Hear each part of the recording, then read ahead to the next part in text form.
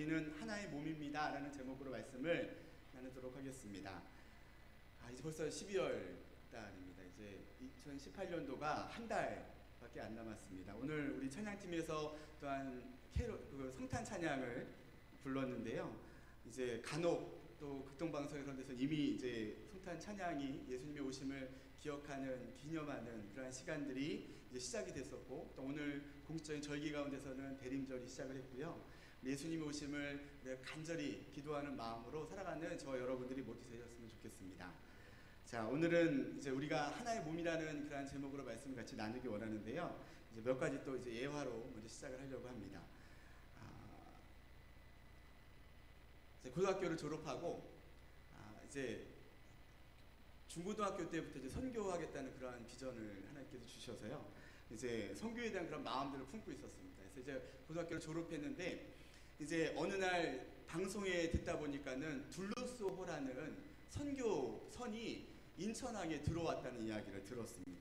그래서 그 얘기를 라디오에서 듣고는 무작정, 그때 이제 서울에 살았기 때문에 인천은 거의 어렸을 때 한두 번 가본 거 외에는 가본 적이 없었거든요. 인천을 향해서 무조건 발길을 옮겼습니다. 딱 갔더니 전철에서 딱 내리니까는 바다가 보이지 않더라고요. 그래가지고 이거 어떻게 찾아가지 고민하면서 배는 왔다고 하는데 어디로 가야 그 배를, 선교하는 그 배를 만날 수 있을까라는 고민을 하면서 걱정하면서 기도했던 적이 있었습니다. 그랬더니 마침 하나님께서 기도 응답을 해주셔가지고 그 전철역 바로 앞에, 저쪽에 옆에 보니까는 외국인들하고 한국인들 몇 명이 섞여서 이렇게 전도를 하고 있더라고요. 직감에 그 배에서 나온 사람들이구나라는 직감으로 바로 찾아가서 물어봤더니 바로 그 팀들이 나와서 전도를 하는 거였어요. 그래서 원래는 그 배가 아직 인천항에 정박해 있는 것이 아니라 인천의 바닷가 안에, 그러니까 바다 안에 있고 거의 통통배를 타고 나와가지고는 전도하고 하는 그런 상황이었기 때문에 막 그냥 무조건 찾아간다고 들어갈 수 있는 상황이 아니었더라고요. 그래서 그 전도팀을 만나서 내가 선교를 꿈꾸고 있는데 꼭 보고 싶다라는 간절한 부탁을 하니까 같이 전도가 마무리하고는 그 배를 같이 들어가서 구경을 하게 됐습니다. 그렇게 큰 배는 뭐 지금 나오는 그런 유람선 같은 큰 배는 아니었지만 배를 이것저것 구경시켜주면서 여기는 선실이고 여기는 잠자는 숙소이고 여기서는 뭐를 하고 하면서 같이 식사도 하면서 이야기를 나누면서 많은 도전을 받았는데요. 거기에는 이제 가정으로 가 있는 사람들도 있었고 싱글로 가 있는 사람들도 있었는데 거기에는 대부분이 선교사들이었거든요. 근데 보니까 어떤 선교사들은 직접 복음을 전하러 나왔던 사람들도 있었고, 어떤 선교사는 페인트를 칠하기도 했었고, 어떤 선교사는 운전을, 배를 조종하는 사람도 있었고, 어떤 사람은 기관실에서 기계를 만지는 사람들도 있었고요. 예전부터 선교사를 꿈꾸면서 생각을 했었는데 이게 선교구나라는 생각을 했거든요. 선교사 하면은 복음만 전하는 그 사역만 생각했는데요. 하나의 커다란 선교선이 있었고 그 선교선이 이루어지기 위해서는 밥을 하는 사람도, 청소를 하는 사람도, 기관을 만지는 사람도, 페인트를 칠하는 사람도, 청소하는 사람도 모두가 다 선교사로서 하나님의 일을 감당해 나가는 그런 모습들을 보면서 이게 하나님이 기뻐하시는 일이구나라는 것을 경험하고 느낀 적이 있습니다. 그 둘루스호는 2009년도에 이제 운행을 마감을 했다고 얘기를 해요. 제가 알기로는 OM 선교회랑 연결되어 있는 선교선이라고 듣긴 했는데 말씀을 준비하다 보니까는 국제 구호단체 GBA라는 그런 팀에 속해 있다고 얘기를 하는데요. 여러분이 알고 있는 타이타닉보다도 2년 늦게 만들어진 배가 2009년도까지 운행을 하면서 직접 복음을 들고 나가기 힘든 그러한 선교지 같은 곳에 레바논 같은 데도 왔었고요. 그런 중동에 가가지고는 거기서 책 전시를 하는 거예요. 그래서 사람들이 책을 보러 오면은 거기서 복음을 전하고 그렇게 했던 그런 사역들을 하다가 지금은 운행을 마감했다는 이야기를 들었습니다. 또 이런 얘기를 들었습니다. 이제 그 배 이야기는 끝났고요. 물고기를 현지에서 이제 우리가 싱싱한 회를 먹기 위해서는 서울에서도 먹어야 되기 때문에 직송을 하려면 그냥 물고기를 가져오면 물고기가 싱싱하지 않다고 이야기를 하지 않습니까? 그래서 생각을 해낸 것이, 여러 가지 연구해낸 것 중에 하나가 뭐냐면 천적을 한 마리 놓는다는 거예요. 그러면은 그 많은 물고기가 그 천적을 피해서 열심히 도망치다 보면은 한두 마리 몇 마리는 그 천적에 의해서 먹이가 되겠지만은 나머지 물고기는 굉장히 싱싱한 상태로 현지에서 우리가 직접 먹는 여기까지 올 수 있다라는 그런 이야기를 들었습니다. 자, 그 다음에 또 한 가지 이야기를 드리겠습니다. 우리 중동에 보면은 굉장히 많은 양을 키우지 않습니까? 그 양을 키우고 있는 그런 가운데 보면 아마 사진으로나 아니면 네, 사진도 있었는데 네, 사진으로나 많이 보게 되는데요. 보면은 간혹 중간중간 양이 물론 이제 원래 하얀색 이미지 전에 우리 신정 선생님이 잠깐 설명도 잠깐 했지만 하얀색 이미지는 아니지만 저렇게 좀 더러운 지저분한 그런 양인데 거기 보면 간혹 염소들을 끼워서 같이 키운다고 얘기를 합니다. 양은 서로 이렇게 붙어있는 성격이어서요. 그 털을 잘 쓰기 위해서는 양이 서로 붙어있으면 엉켜가지고 나중에 못 쓴다고 얘기를 하거든요. 그러니까 양은 서로 붙기를 좋아하는 성격. 근데 염소는 하나의 개체 존재로서 남이 붙어있는 거를 보지 못하는 그런 성격이라고 합니다. 그러면 붙어있으면, 양이 붙어있으면 머리를 들고 쳐 밀어가지고는 양이 붙어있지 못하게끔 뛰어놓는다는 거거든요. 그래서 양들의 무리 가운데 그 염소의 역할이 굉장히 필요하다는 얘기예요. 양들로서는 싫겠죠. 하지만 양을 키우기에는 또 그 털을 깎아내기에는 염소의 역할도 굉장히 중요한 것을 보게 됩니다. 교회를 다니면서 교회에 대한 환상 가운데 우리가 하나님의 한 지체로 모였으니까요. 어떤 잘못을 해도 다 용서가 되고 간혹 실수를 하더라도 우리가 사랑이 넘치고 기쁨이 넘치고 행복하기만 한 것이 교회다라고 생각하시는 분은 아마도 없지 않을까 생각을 합니다. 물론 그렇게 가면 좋지만 그래서 제가 초기 처음에 신앙생활 할 때는요. 어떻게 보면 그런 기대감이 있었던 사람 중에 한 명이었습니다. 근데 현실은 그렇지가 않았기 때문에 그래서 교회에 대해서 실망하고 교회가 어떻게 교회 다니는 사람이 어떻게 그럴 수 있어 라고 또한 교회에 대해서 비관적으로 생각하고 비판하면서 힘들어했던 그런 경험들이 있습니다. 그런데 이런 고민을 했을 때 저를 담당했던 우리 사역자 한 분이 교회는 이 세상을 정화시키고 변화시키고 또 병든 곳을 고쳐주는 그런 병원과 같은 곳인데 어떻게 아무 아픔이 아무 어려움이 없겠어. 정말 병원에 가면은 정말 아픈 환자, 정말 더 많이 아픈 환자, 작은 아픈 환자, 여러 환자들이 모여있는 곳이 병원인데 이 세상에 우리 교회가 그런 병원과 같은 역할인데 얼마나 많은 문제를 가진 우리 사람들의 모임이지 않겠느냐라는 그런 얘기를 해주시면서 그렇게 힘든 거 어려운 일들이 있는 것은 당연할 수밖에 없는 것이라는 이야기를 해주셨던 그러한 설명을 기억을 하고 있습니다. 자, 그렇습니다. 우리는 다 주님 안에 있지만 하지만 우리는 죄인입니다. 로마서 3장 23절 말씀을 보니까요. 모든 사람이 죄를 범하였음에 하나님의 영광에 이르지 못하더니라는 말씀으로 우리에게 말씀해 주시고 계시잖아요. 하나님께서는 우리 모든 사람이 죄인이라고 말씀을 해주고 계십니다.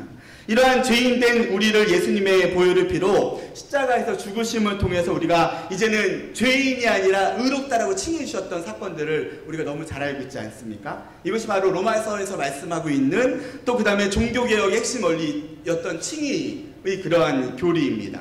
예수님의 사랑으로 우리를 칭해 주신 그 사건이 있는데 그 칭해 주셨다는 사건은요. 우리의 죄가 완전히 없어졌다라는 것을 설명하고 있지는 않거든요. 우리가 죄인의 속성을 가지고 있으면서도 그럼에도 불구하고 예수님의 그 보혈의 피로 너는 지금부터 깨끗해. 너는 지금부터 죄의 속성은 있지만 의로운 삶을 살 거야. 의로운 의인이야 라고 인정해 주시는 것이 칭의 사건이거든요. 그렇기 때문에 우리가 교회를 다닌다고 우리의 죄의 문제가 100% 해결함을 받는 것이 아니라 죄의 속성을 가지고 있으면서 신앙생활 가운데 교회 다니면서 하나님 앞에 우리가 의인으로서 살려고 계속 싸워 나가는 그런 과정이 우리의 신앙생활의 그런 과정이라는 겁니다. 그렇기 때문에 교회에서 때로는 나랑 마음이 안 맞는 부분이 있을 수도 있고요. 때로는 죄악된 모습이 우리 가운데 나타날 수도 있거든요. 그게 없다면은 그게 비정상일 수도 있다라는 거거든요. 우리는 연약한 죄의 속성이 아직 남아있기 때문에 또 좀 더 교리적으로 설명을 해보면 우리는 구원을 받았고 이제 구원을 받았으면 우리가 천국 백성이 됐고 하나님의 자녀가 됐고 이제 구원을 받은 그런 자녀로서 성도로서 삶을 살고 있지 않습니까? 이제 그렇다는 것은 우리가 죄의 문제를 해결함을 받았다는 이야기이지만 다르게 얘기하면 죄의 문제를 완전히 해결함을 받는 것은 천국에 갔을 때의 문제이고 그 천국에 가기까지의 과정, 그 성화의 과정 가운데서는 죄와 싸우면서 살아야 되는 거거든요. 우리가 죄를 짓지 않기 위해서 예수님의 사랑을 기억하면서 예수님의 그 보혈의 피를 기억하면서 내가 죄의 속성이 있기 때문에 자꾸 죄가 튀어나오려고 하는 것들을 누르면서 기도하면서 회개하면서 우리가 예배하고 기도하고 찬양하면서 죄의 문제와 싸워 나가는 것이 우리 신앙생활의 과정이라는 겁니다. 이 죄의 문제를 완전히 해결 안 받는 것은 천국에서이고요. 지금 이 세상에서는 누구든 저도 마찬가지고요. 모든 직분자 분들도 마찬가지고 초신자도 마찬가지고요. 모든 분들이 죄의 문제 가운데서는 하나님께 기도하면서 그 죄의 문제를 해결하려고 노력을 해야 되는 것이 우리들의 삶이라는 겁니다. 그래서 우리는 더욱더 기도해야 되고요. 더욱더 하나님 앞에 열심히 예배로 나아가야 된다는 사실들을 기억하는 저와 여러분들이 되셨으면 좋겠습니다. 우리의 신앙생활을 하면서요, 교회를 다니면서 죄를 지을 수 있다니까요. 또한 죄의 유혹에 빠질 수 있다니까요. 때로 넘어질 수도 있다니까요. 근데 이제 이러한 것들이 물론 당연한 것은 아니지만 그럼에도 불구하고 우리는 그 죄악 가운데 하나님 앞에 무릎 꿇고 회개할 수 있고, 또 하나님 앞에 그 죄를 어저께 10개의 죄를 지었으면 오늘은 9개, 내일은 8개, 그 다음에 7개 줄여나갈 수 있는 그런 신앙이 우리의 신앙 가운데 필요하다는 거거든요. 교회는 똑같이 다니는데 어저께도 10개 죄를 지었는데 오늘도 10개를 짓고 내일도 10개를 지면 이건 성장해가는 신앙 크리스찬의 모습이 아니지 않습니까? 우리의 입술도 마찬가지고 우리의 행동도 마찬가지고 하나님 앞에 한 해가 지나갈수록 매일매일 지나갈수록 우리의 죄의 모습이 하나님 해결함 받아 나아가는 그런 과정이라는 것을 기억하시는 저와 여러분들이 모두 되셨으면 좋겠습니다. 그래서 이러한 문제 또한 실수 잘못 가운데 우리는 그 죄의 문제를 어떻게 대처해 나가야 되는지에 대해서 오늘 말씀을 드리기 원합니다. 때로는 실수가 아니라도요, 나와 다른 입장, 나와 다른 행동과 성격 등으로 우리가 신앙생활 하는데 때로는 다른 사람을 인하여서 상처를 받거나 부담되는 그런 경우들도 많이 있거든요. 그래서 우리는 이러할 때 오늘 말씀, 읽었던 고린도전서 말씀을 우리는 기억을 해야 됩니다. 첫 번째로 같이 생각하길 원하는 것은요, 하나의 몸에는 많은 지체가 있습니다. 우리 오늘 읽었던 12장 첫 번째 말씀인데요, 우리는 오늘 제목과 같이 그리스도 안에서 하나의 몸이라고 설명을 해주고 계십니다. 또한 에베소서와 골로새서 말씀을 보니까요, 예수님을 교회의 머리로, 그 다음에 우리는 그 몸이라고 소개를 하고 있거든요. 주님 안에서 우리는 한 지체라고 소개를 합니다. 자, 말씀을 같이 한번 볼까요? 에베소서 1장 22절, 23절 말씀을 같이 한번 읽어보도록 하겠습니다. 같이 읽습니다. 시작!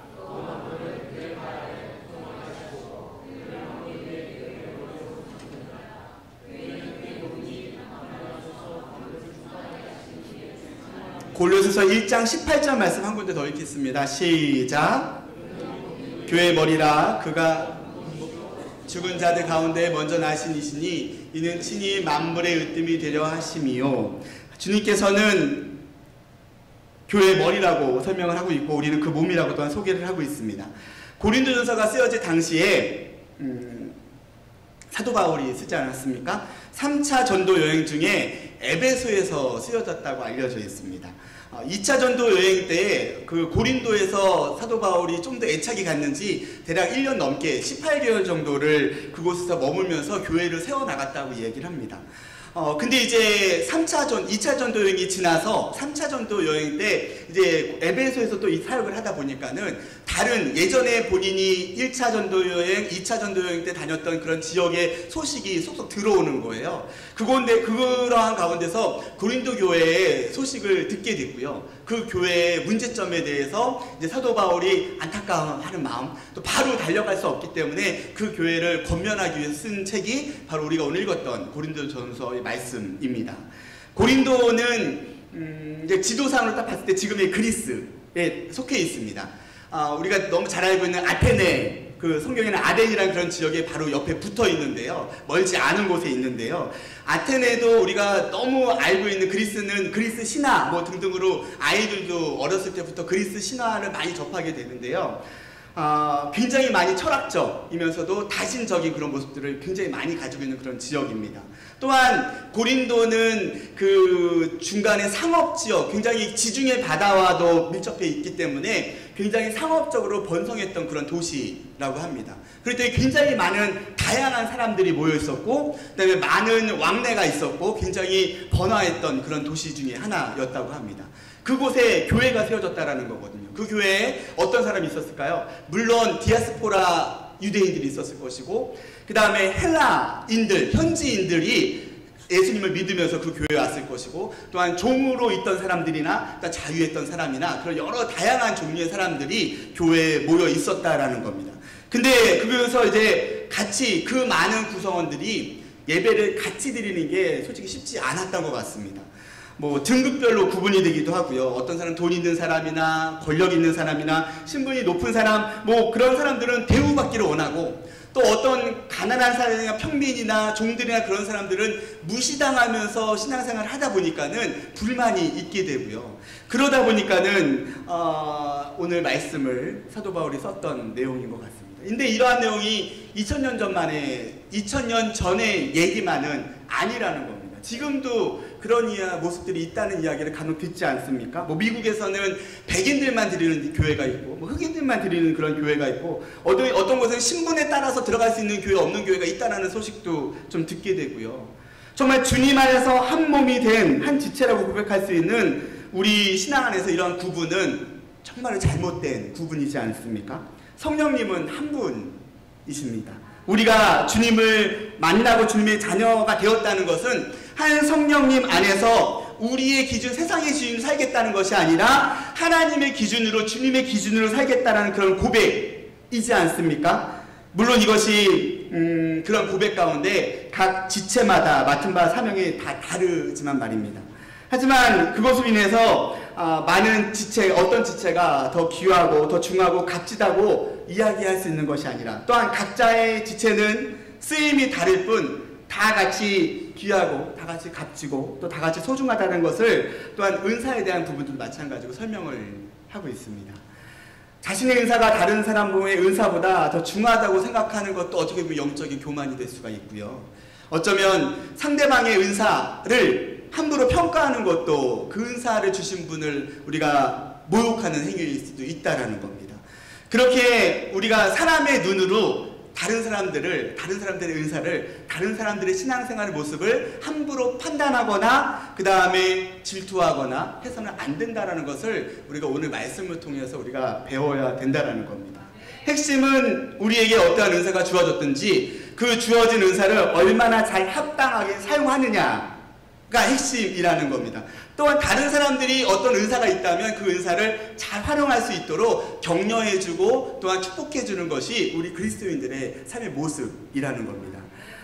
이제 2018년도가 마무리되어지고요. 새롭게 2019년도에 사역자들을 세우는 그런 때를 우리가 지내고 있습니다. 그럴 때 정말로 우리가 서로 격려해주는, 서로 축복해주는 그러한 모습이 있었을 때 정말 교회가 성장해 나갈 수 있는 그러한 시너지 효과가 날 수 있는 거거든요. 다른 사람들을 비판하는 것이 아니라, 손가락질하는 것이 아니라, 때로는 내 마음에 안 들어도 하나님의 사랑으로 한 지체라는 마음으로 품어주고 기도해주고 격려해주는 것이 우리 교회의 굉장히 중요한 역할, 성도님들의 굉장히 중요한 역할이라는 것을 기억해 주셨으면 좋겠습니다. 자, 두 번째는 하나님이 원하시는 대로 그 지체를 각각 몸에 두셨습니다. 우리 18절 말씀인데요. 한 사람의 몸에서 여러분들은 어떤 부분이 가장 중요하다고 생각을 하십니까? 물론 다양한 의견이 있지만 그냥 딱 보기에도 심장도 굉장히 중요한 것 같고, 입도 굉장히 중요한 것 같고, 눈도 중요한 것 같고, 뭐 손도 중요한 것 같고, 뭐 하지만 때로는 우리가 생각하기에도 별로 중요해 보이지 않는 부분이 있을 수도 있지 않습니까? 근데 보니까는 저 옆에 있는 저 집사는 이제 어떠한 달란트도 있고 돈도 많은 것 같고 좋은 직장도 다닌 것 같고 막 그렇게 생각하면서 나에게는 내세울 게 별로 없네 하면서 혹시나 하나님을 원망하고 불평해 봤던 적은 없으십니까? 마태복음 25장에 우리가 너무 잘 알고 있는 달란트 비유처럼요. 누구에게는 5달란트를 주시고 누구에게는 2달란트, 누구에게는 1달란트. 이왕이면 우리가 다 5달란트를 받아서 크게 쓰임받으면 그냥 사람이 보기에 좋을 텐데 주님께서는 그렇지 않다라는 거거든요. 어떤 사람에게는 5달란트를, 어떤 사람에게는 2달란트를, 어떤 사람에게는 1달란트를 주셨다라는 거거든요. 그거에 대한 힌트가 바로 오늘 말씀 18절에 있습니다. 하나님이 그 원하시는 대로 각 지체에게 각각 몸에 주셨다라고 설명을 합니다. 하나님이 보시기에 나보다도 나를 더 잘 아시는 주님께서 그 사람이 감당할 수 있을 만큼의 달란트를, 은사를, 재능을 부어주셨다라는 겁니다. 그런데 나는 1달란트를 받았는데 저 옆에 이 사람 보니까 5달란트 너무 부러워가지고 그 사람을 부러워하면서 원망하면서 불평하면서 살아간다면 그 사람은 불행한 삶을 살 수밖에 없는 겁니다. 때로는 내가 5달란트 받았는데 보통 사람들 보통 1달란트 정도씩만 일하면서 적당히 살아도 되니까 1달란트만 일하고 나는 나머지 4달란트는 숨기고 일하지 않고 섬기지 않는다면 그것도 하나님 기뻐하시지 않는 일이지 않겠습니까? 하나님께서 각자에게 주어진 분량이 있다라는 겁니다. 저에게도 마찬가지고요. 여기 계신 모든 분들 한 분 한 분에게 하나님에 맞는 우리 교회라는 한 지체를 만들어가기 위한 그런 역할을, 위치를, 달란트를 주셨다라는 겁니다. 그 달란트를 여러분이 발견하셨습니까? 아니면은 숨기고 계십니까? 아니면은 아유 나 몰라라 하시면서 난 예배만 잘 드리면 됐지 라고만 생각하고 계십니까? 하나님이 주셨다니까요. 모든 분들에게. 여기 계신 우리 교회에 있는 어린아이부터 나이가 많으신 어르신까지 하나님이 보시기에 합당한 모습으로 한 분 한 분에게 다 달란트를 주셨기 때문에, 그 은사를 주셨기 때문에 여러분들이 그 은사를 찾아나가는 2018년도 마무리가 되셨으면 좋겠고요. 그 은사를 잘 활용하여서 2019년도에는 여러분이 더 열심히 충성되이 나아가야만 우리 교회가 더욱더 이 땅 가운데 더 하나님 기뻐하시는 빛과 소금 역할을 감당해 나가지 않을까라는 생각을 하게 됩니다. 자, 이제 세 번째 마지막입니다. 26절인데요. 우리는 한 몸으로 서로 연결되어 있습니다. 자, 우리는 이제는 주님만의 한 지체라면, 더 쉽게 말씀을 드리면, 여러분 이빨이 아플 때 이빨만 아픈가요? 온몸이 막 그 이빨 아픈 거에 집중되어서 막 신경 쓰였던 적 있지 않으세요? 손가락을 살짝 비었는데 손가락만 아픈 게 아니지 않습니까? 온몸이 요거에 집중되어서 씻는 것도 불편하게 되고 뭔가 뭐 밥 먹을 때도 뭔가 하기 불편해지는 그런 상황을 여러분이 아마 다 사시면서 경험을 해보셨을 것 같습니다. 이것이 바로 우리 한 지체라는 것을 느끼게 되는 그러한 사실이거든요. 26절 말씀에 보니까요, 한 지체가 고통을 받으면 우리가 한 지체이기 때문에 다 같이 고통을 받아야 된다고 얘기합니다. 한 지체가 기뻐하면요 다 같이 기뻐할 수 있는 그런 것이 한 지체라고 설명을 하고 있거든요. 근데 나랑 좀 더 친한 어느 지체가 기뻐하고 행복한 일이 있고 좋은 일이 있으면 같이 막 기뻐하는데, 나랑 좀 대화 안 해봤고 나랑 좀 성격이 좀 틀린 것 같고 그런 사람이 슬퍼하거나 기뻐하면 나 몰라라 했던 적이 혹시나 우리 가운데 있지 않을까요? 근데 그게 아니라니까요. 우리가 한 지체, 우리 덕양중앙교회라는 한 지체로 모였기 때문에 누구든 어린아이든 누구든 아파하면 같이 아파해야 되고 누구든 기뻐하면 같이 기뻐하는 것이 한 지체라는 것을 설명을 하고 있는 것이 오늘 말씀이라니까요. 여러분들 우리에게 주어진 신앙생활 가운데, 삶 가운데 한 지체라는 것을 기억하시면서 살아갈 수 있는 저와 여러분들이 모두 되셨으면 좋겠습니다. 하나님이 우리를 덕양중앙교회에 모이게 해주셨습니다. 우리 교회를 통해서 주님께서는 어떤 사명이 있으실 거예요. 이 지역을 변화시키고자 하시는 그런 마음도 있으실 것이고, 이 지역뿐만 아니라 대한민국 가운데 우리 교회를 세우셔서 말씀하시고자 하시는 부분도 있을 것이고, 우리 교회를 통해서 세계를 품기를 원하시는 그런 마음도 있으실 것인데, 그러기 위해서는 다 따로 놀면 힘들거든요. 우리가 오늘 말씀을 기억하시면서 한 지체라는 그런 마음으로, 한 마음 한 뜻으로 우리가 으쌰으쌰 해야 우리 교회도 성장해 나가고 우리가 이 교회 가운데 정말 그리스도의 향기를 발할 수 있는 그러한 계기가 되는데, 정말 우리 마음 가운데 마음에 안 들어, 싫어해, 나랑은 좀 성격이 틀려, 이러한 부정적인 마음으로 시작하면 하나님이 기뻐하시지 않는 결과를 우리가 보게 된다라는 겁니다. 정말 하나님이 우리에게 귀한 2018년도 한 달 남았죠. 또 내년도 우리에게 또 놀랍게 보여주실 일들을 기대하며 나가기 원하는데요. 그러기 위해서는 정말 우리 한 지체로서 하나님이 주신 그 사랑의 마음으로 살아갈 수 있는 저와 여러분들이 되셨으면 좋겠습니다. 그랬을 때 하나님께서 우리 교회를 통해서 정말 이 지역이 변화된다면, 정말 우리 덕양중앙교회가 정말 소문이 나서 정말 이 교회에 가면 말씀이 살아있고 생명이 살아있고 정말 새로운 사람이 가면 너무 따뜻하고 너무 행복하고 정착함이 너무 좋은 곳이야, 이 지역 가운데 꼭 필요한 곳이야 라고 얘기할 수 있는 우리 교회의 자랑이 아니라 정말 예수님이 드러나서 그렇게 자랑되어질 수 있는 그런 교회가 되면 얼마나 좋겠습니까? 그런 교회로 만들어갔으면 좋겠습니다. 그런 교회를 위해서 여러분들이 기도에 나아갔으면 좋겠습니다. 그런 마음으로 다시 한번 결단하면서 같이 기도하기 원하는데요. 나는 너무 보잘것없어요가 아니라요. 여러분들의 기도가, 여러분들의 예배가, 여러분들의 헌신을 통해서 주님께서는 우리 교회를 사용하기 원하십니다. 그러기 위해서는 내가 먼저거든요. 내가 먼저 변화되어야 되고, 내가 먼저 회개해야 되고, 내가 먼저 주님 앞에 한 지체라는 마음으로 설 수 있게 해달라고 고백하면서 다시 한번 주님 앞에 결단하며 같이 기도하는 그런 시간들을 갖기를 원합니다. 같이 하나님 앞에 그런 마음으로 주님, 부족하지만 연약하지만 주님 사용하여 주시옵소서. 주님 한 지체인 것을 기억하며 혹시 내 마음 가운데 내가 미워했고 내가 원망했고 나랑 성격이 틀리다고 정말 내가 싫어했던 누군가 있습니까? 용서하여 주시옵소서. 한 지체인데 같이 아파하게 해주시고 같이 눈물 흘리게 해주시고 같이 기도하면서 우리 아름다운 교회, 하나님이 기뻐하시는 교회로 만들게 하여 주시옵소서라는 마음으로 같이 고백하며 같이 기도하며 나가는 시간 갖도록 하겠습니다. 같이 기도하며 나아갑니다. 하나님 아버지, 이 시간 가운데 우리를 불러주시고 인도하심을 감사합니다.